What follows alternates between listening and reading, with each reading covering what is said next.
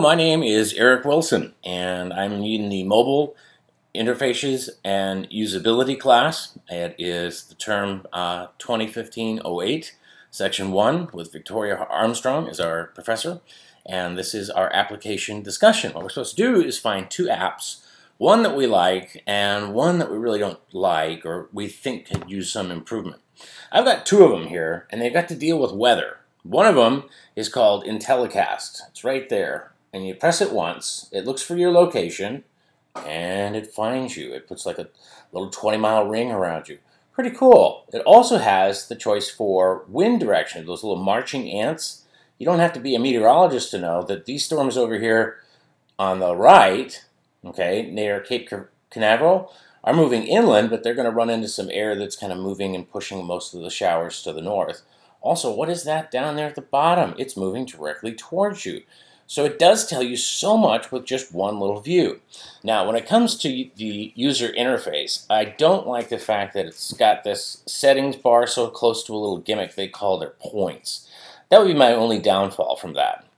Down here at the bottom, it's got easy to understand maps, alerts, your current forecast, your 10-day forecast, along with a little kind of overview of the forecast for this afternoon starting at 3:30 and for the next 6 hours. A lot to press, a lot to touch. The functionality, very cool. A screen went blank on me there just for a second. Okay, now back to my home page. What is a similar app that doesn't have all those cool features? In fact, you know, I should go back and tell you there was actually more features with the Intellicast app. When I press that settings button, remember the one that's too close? Well, when you finally get there, you can display any kind of layers. Okay, we'll press layers. You can display anything you want, whether it's rain, satellite, road weather conditions, global, temperature, snow cover. I have radar selected because I wanted it to be consistent in this review.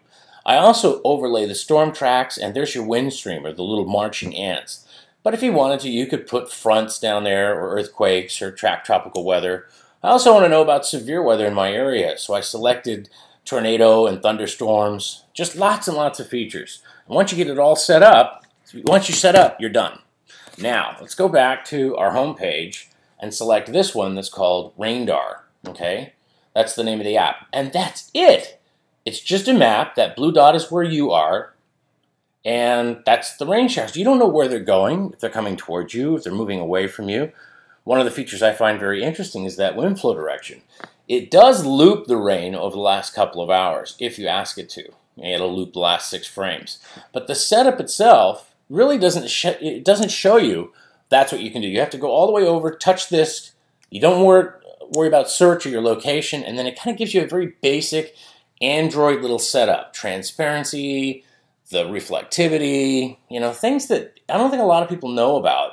Or at least my wife didn't when I gave her the app. She says, "What is all this stuff?" And I'm like, you know, really, it doesn't matter.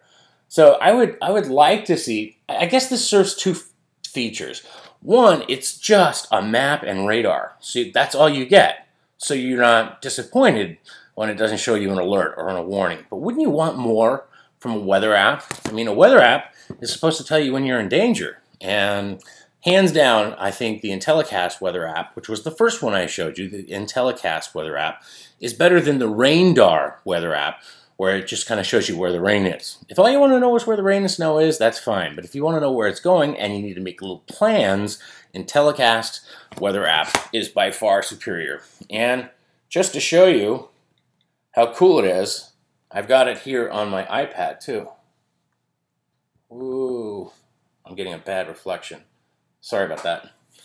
Not a good recording device, or you'll see yourself. But you'll notice on the iPad, there's a lot more space, and you got a lot more choices.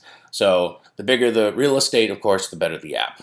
Again, this is Eric Wilson for Mobile Interfaces and Usability. I hope you enjoyed my presentation. Have a nice day.